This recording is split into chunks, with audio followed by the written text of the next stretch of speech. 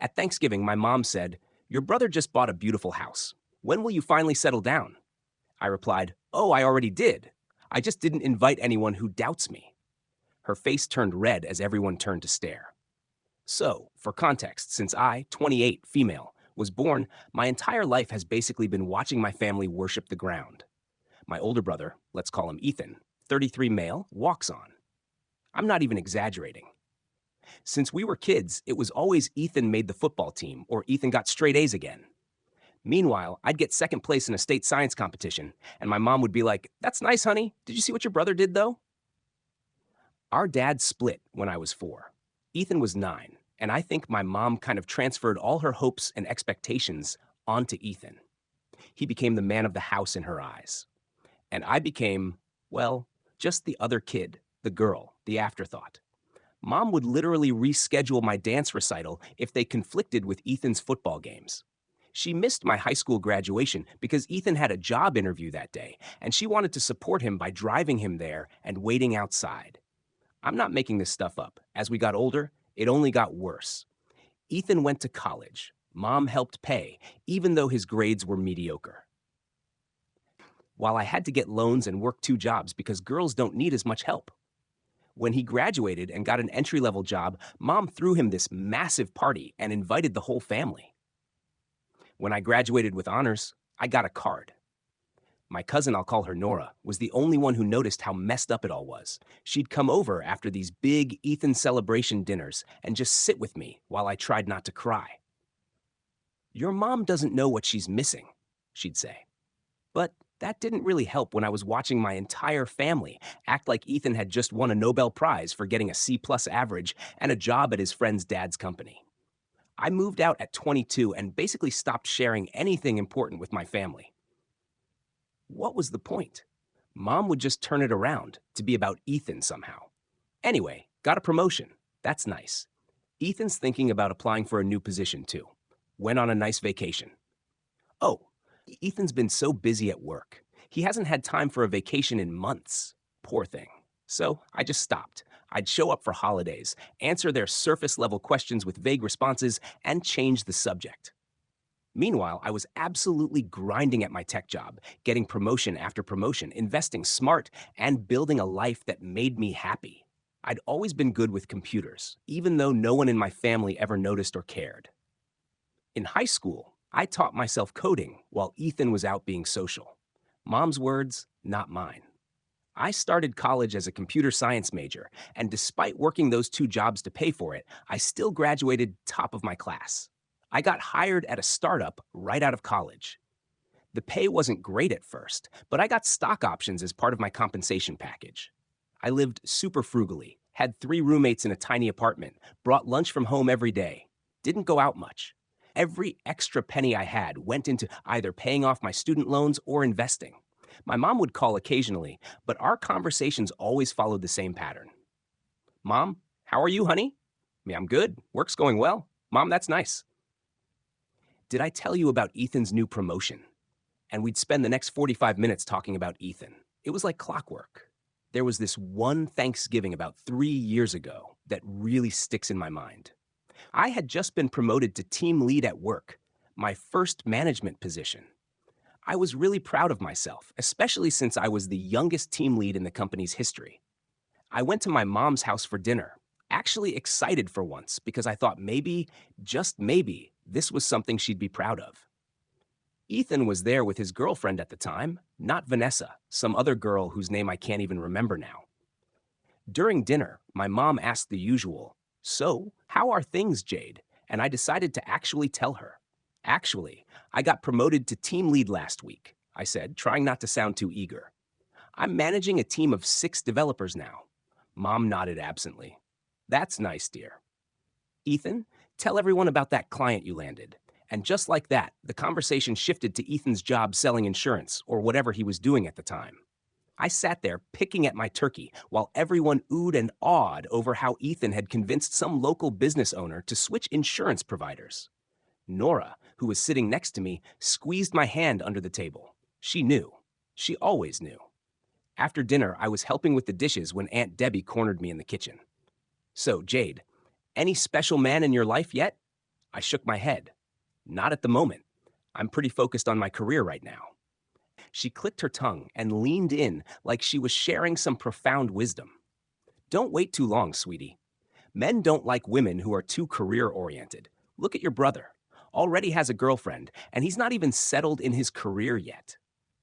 I just smiled and scrubbed harder at the gravy boat I was washing. There was no point trying to explain to her that I wasn't interested in the kind of guys who'd be intimidated by my ambition. That night, as I was leaving, my mom hugged me at the door. "It was good to see you, honey. You should come around more often." "I'm pretty busy with work," I said, "especially now with the promotion and everything." Mom's expression was blank for a second. Then she smiled. "Oh, right.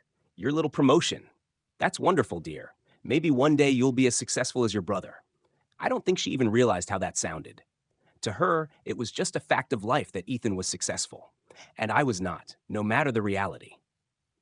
I drove home that night and decided that I was done seeking their approval, done hoping for recognition, done setting myself up for disappointment. From that point on, I lived my life for me and me alone. And you know what? Things started going really well once I stopped caring what they thought. The startup I worked for took off. Back-to-back funding rounds, a growing user base, and a promotion to development director. As my team kept expanding, I was working insane hours, but loving every second of it. Meanwhile, Ethan bounced from job to job, insurance, real estate, some vague marketing gig, never staying put for more than a year. But according to my mom, every switch was a bold career move and proof that he was just too talented to be tied down. Last summer, my mom invited the whole family over for a cookout to celebrate Ethan's big news. I almost didn't go, but Nora begged me to come for moral support. She hates these family things as much as I do. "Please, Jade," she texted, "if I have to listen to Aunt Debbie ask me why I'm not married yet one more time without backup, I might actually lose it." So I went. When I got to my mom's backyard, I was greeted by a scene that was so over the top it was almost comical. Balloons everywhere, a banner that said, "Congratulations, Ethan," stretched across the patio, a cake that looked like a house sitting on the picnic table. Mom spotted me and rushed over, practically buzzing with excitement. "Jade, you made it. Isn't this exciting? Your brother has such big news." "Yeah, super exciting," I said, looking around at the decorations. "What exactly are we celebrating?" Mom's smile somehow got even bigger. "You'll have to wait for the announcement. Ethan wants to tell everyone himself." I grabbed a soda from the cooler and found Nora hiding in a corner of the yard, looking like she'd rather be anywhere else. "Kill me now," she muttered as I approached. "My aunt already asked if I've tried dating apps because that's how young people meet these days."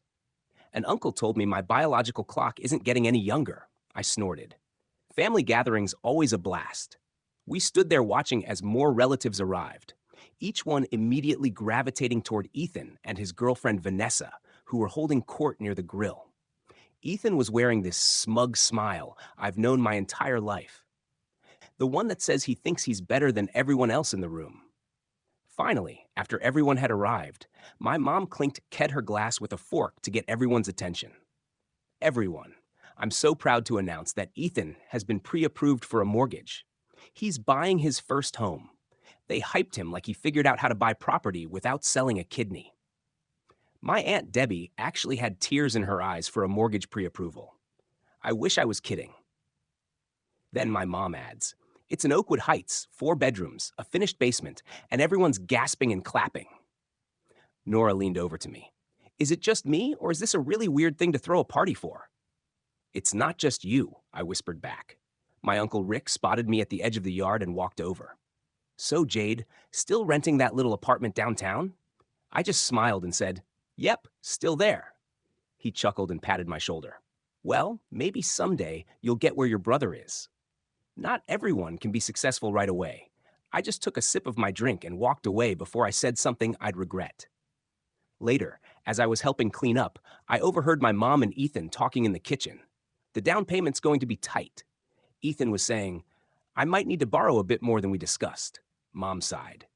"Ethan, I already gave you $15,000. That's almost all I had saved." I know, he said. "But this house is perfect, and Vanessa really has her heart set on it. We could always get another credit card for the rest. I slipped away before they noticed me. That conversation stuck with me for weeks afterward. On the drive home, I couldn't stop thinking about what I'd heard.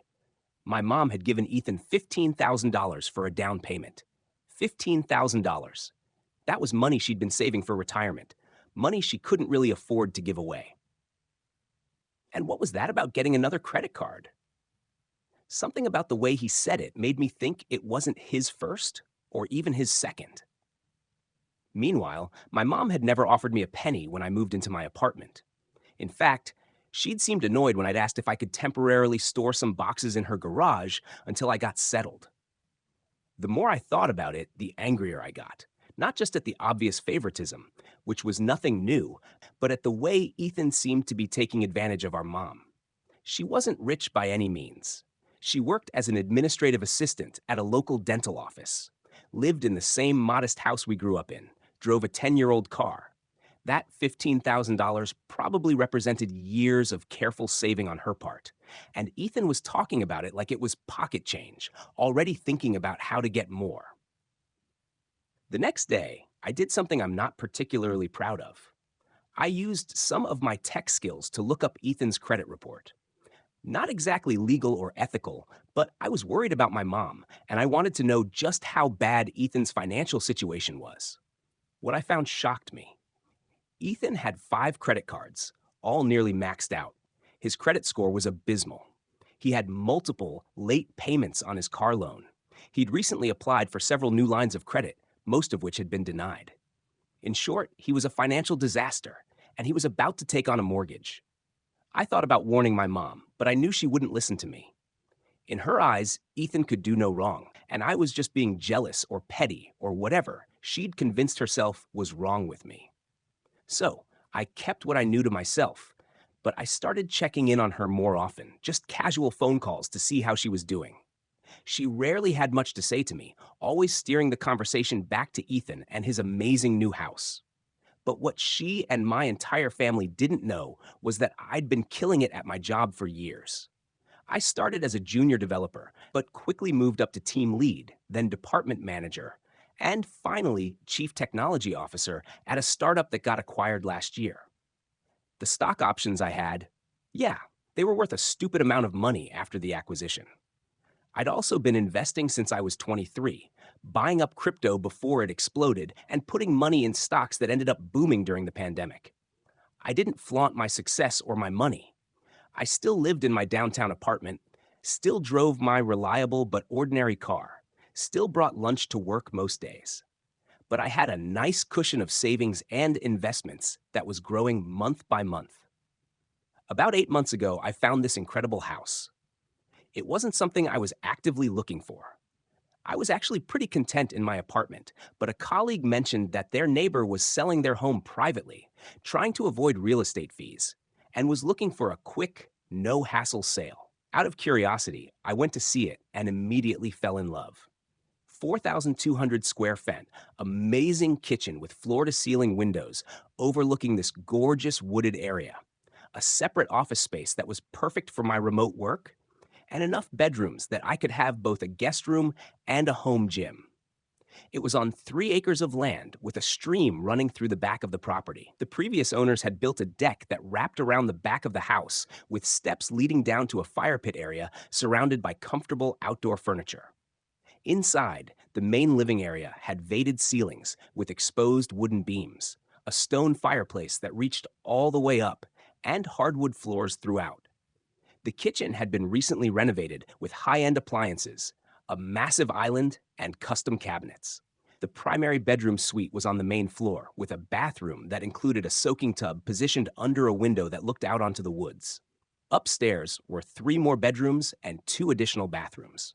It wasn't cheap like at all, but I had the money. Actually had it.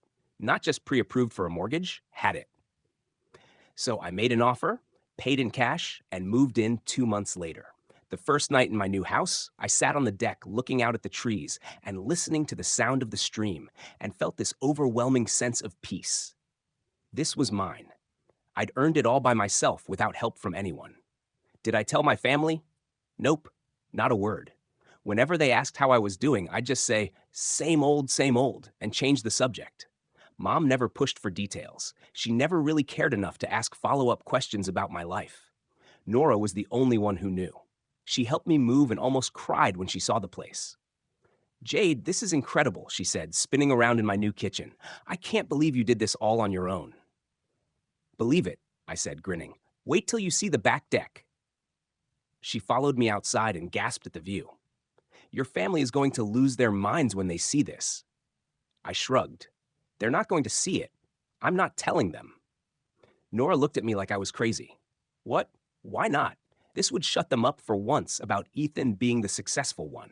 That's exactly why, I said. I'm done trying to prove myself to them. I don't need their validation anymore. She nodded slowly. I get it, but man, I would love to see their faces if they knew. Maybe someday, I said. Just not today. For the next several months, I settled into my new home and continued living my life exactly as I wanted to. I set up my home office, joined a local hiking group, planted a vegetable garden, and even adopted a dog from the shelter, a scruffy mute. I named him Oscar, and he quickly became my best friend. I was happy, really genuinely happy, and I didn't need my family's approval to feel that way. When Thanksgiving rolled around this year, my mom texted the family group chat, Ethan and Vanessa's house is finally ready. They've moved in and they're going to host Thanksgiving this year. Can't wait for everyone to see their beautiful new home. I almost didn't go, but then I thought about the fact that I hadn't seen my family in months, and something in me just snapped. I decided it was finally time to stop hiding my success. The morning of Thanksgiving, I took Oscar for a long walk around my property, thinking about what I was about to do. Part of me wondered if I should just let it go, keep my success to myself, avoid the drama. But another part of me, a stronger part, was tired of being overlooked, tired of watching Ethan get praised for things I'd done better, tired of my mom's constant disappointment in me. What do you think, Oscar? I asked as we made our way back to the house. Should I finally stand up for myself? He wagged his tail and barked once, which I took as a yes. I left Oscar with plenty of food and toys, then changed into a simple but elegant outfit. Dark jeans, a soft cashmere sweater, and a pair of boots I'd splurged on after the acquisition. Nothing flashy, but a far cry from the Walmart clothes I used to wear to family gatherings. I pulled up to Ethan's new house in my usual car. I never upgraded, even though I could afford to. Never saw the point in flashy stuff. It was nice. I'll give him that. Standard new construction in one of those neighborhoods where all the houses look the same. As I approached the front door, I could hear voices and laughter from inside. I took a deep breath, reminded myself that I had nothing to prove to these people, and rang the doorbell. Vanessa answered, wearing an apron that said hostess with the mostest across the front. Jade, you made it, she exclaimed, pulling me into an awkward hug. We'd met maybe 3 times before today, but sure, hugging was happening. Thanks for having me, I said, passing her a gift box of gourmet teas and handmade honey sticks. I found them during a weekend trip to a mountain market. Subtle luxury without trying too hard. Oh, thanks, she said, glancing at the label without really looking at it. Come in. Everyone's already here. Inside, Ethan was playing tour guide, showing everyone around like he was on HGTV or something. And here's the kitchen.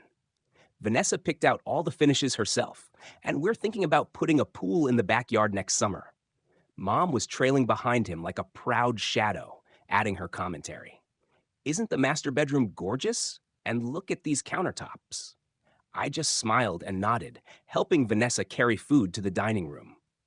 I hadn't spent more than 10 minutes with her in total before today, but she seemed okay, just completely caught up in Ethan's world. Nora spotted me and immediately rushed over, pulling me into a corner of the living room. You came? I wasn't sure you would. Couldn't miss seeing the famous house, could I?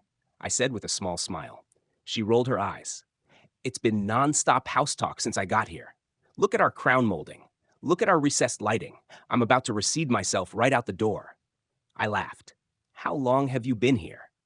Too long, she groaned. Aunt Debbie cornered me the minute I walked in to tell me about her friend's daughter who met someone on a dating app and is now married with twins. Apparently, that's supposed to inspire me. At least she's consistent, I said. Nora's eyes narrowed as she studied my face. You seem different today, like I don't know, almost enjoying this. I shrugged. Let's just say I'm prepared for whatever happens. She looked intrigued, but didn't get a chance to question me further as my mom spotted us and came bustling over. Jade, there you are, she said. Isn't Ethan's house just beautiful? So grown up, don't you think? It's very nice, I said neutrally. He picked out all the paint colors himself, she continued, as if this was some kind of remarkable achievement. And wait until you see the basement. They're turning it into a home theater. Sounds great, I said. How have you been, Mom? Oh, busy helping them get settled, she said, waving her hand. You know how it is with a new house. So much to do, but it's all worth it. I'm just so proud of him. I nodded, biting my tongue. Now wasn't the time? Not yet. When we all sat down to eat, Ethan took the head of the table, of course, with Mom at his right hand and Vanessa at his left.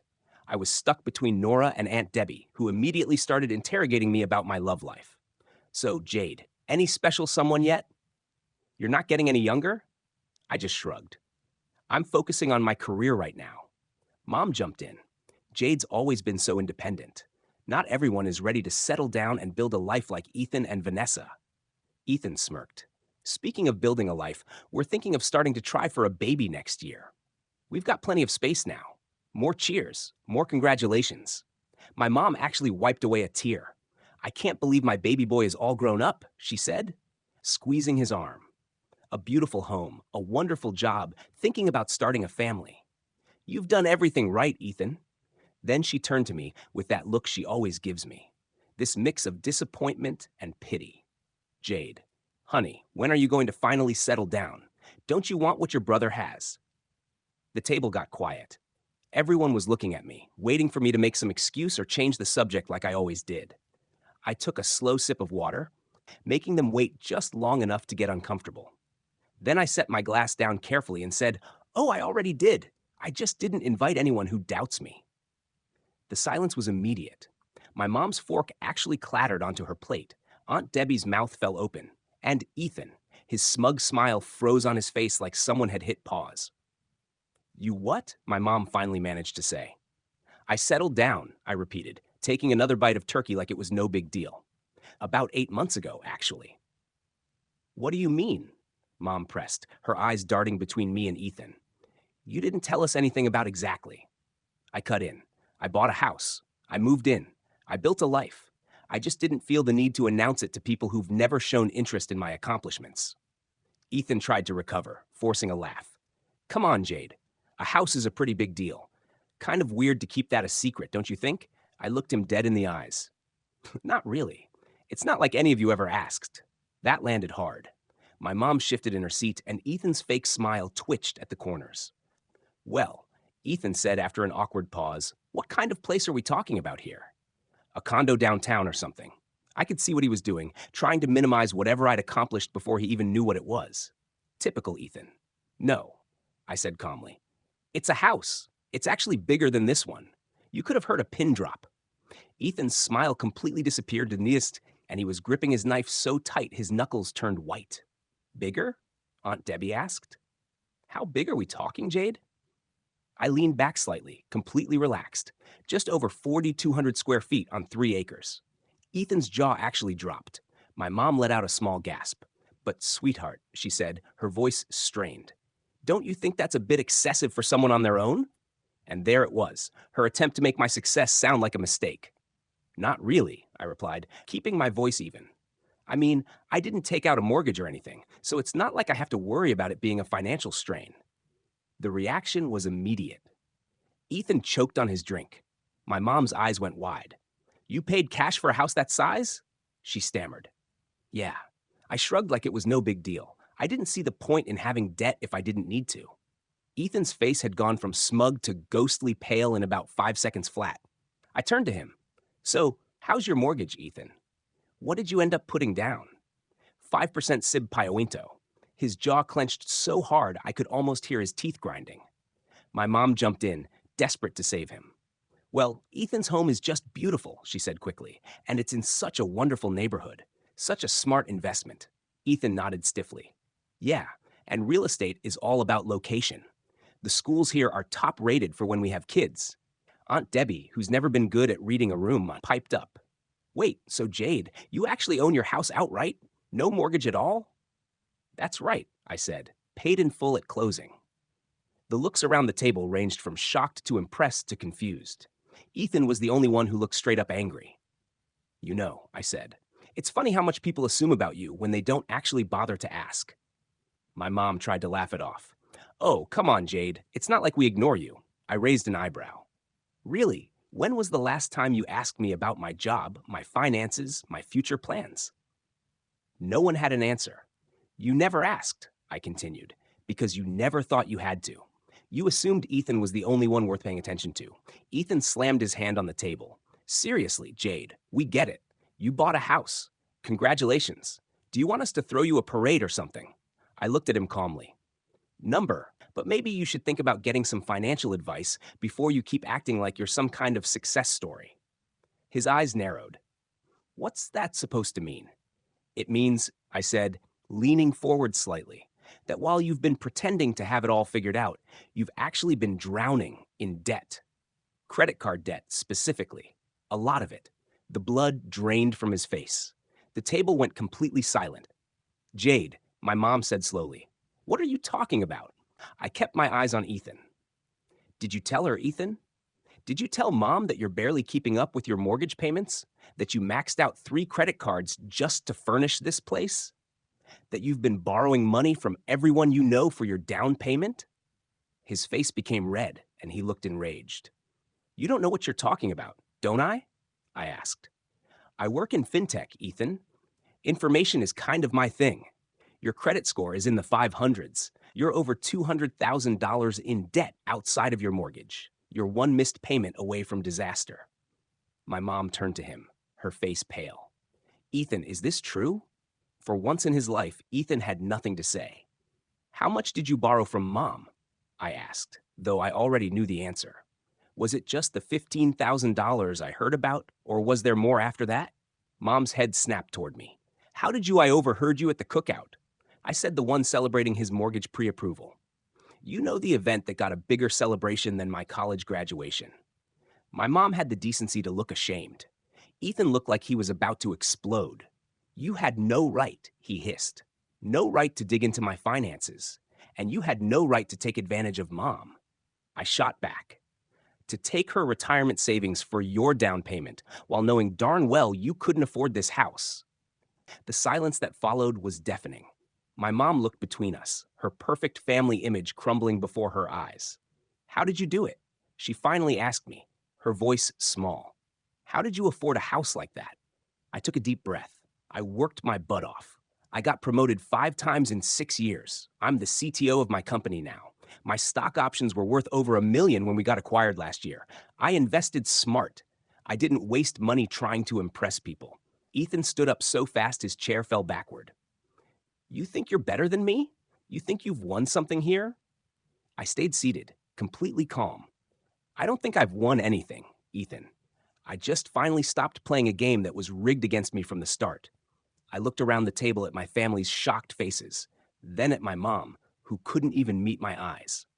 For years, I said, I've watched you all fawn over everything Ethan does while treating me like an afterthought. You all acted like I was somehow falling behind in life, when the truth is, I've been ahead this entire time. I stood up, grabbing my coat from the back of my chair. The saddest part, I said, looking directly at my mother, is that you'll never know how much I've accomplished because you never bothered to ask. You were so busy focusing on your golden boy that you completely missed the fact that your daughter was actually the successful one. My mom started to cry. Ethan was shaking with anger. The rest of the family sat frozen, not knowing what to say. I walked to the door, then turned back one last time. Next time you want to know about my life, I said, try actually listening to the answer. And with that, I walked out into the cold November air, got in my car, and drove home to my beautiful, fully paid-for house. For the first time in my life, I didn't feel invisible. I felt completely untouchable. 2 weeks after Thanksgiving, I was sitting on my back deck with Oscar, watching the sunset over the woods behind my house. When Nora texted me, Mom says Aunt Debbie is still talking about your mic drop moment at Thanksgiving. Pretty sure you're a family legend now. I smile and text back, how's your mom doing? Good. She wants to know when she can come see your place. I may have shown her some pictures. I laugh. Tell her she's welcome anytime. You too, obviously, but make it clear my invitation doesn't extend to certain other family members. Nora responds immediately. Understood. Drama is still unfolding on that front. We'll fill you in when I see you. The truth is, I don't regret exposing Ethan. Not even a little bit. He'd been lying and manipulating our mom for years, draining her retirement savings while she enabled his financial irresponsibility. Someone needed to pull back the curtain on that whole mess. My phone rings. It's my mom's number.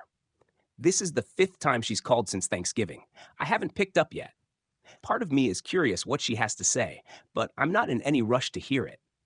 After a moment of consideration, I hit decline and set my phone face down on the table. 10 minutes later, a text comes through. Jade, please, we need to talk. Ethan's having some financial troubles, and I'm trying to help him figure things out. Maybe you could give him some advice. He's still your brother. I stare at the message, feeling a familiar anger rise in my chest. Of course. Of course this isn't about me or what happened at Thanksgiving. It's about Ethan. It's always about Ethan.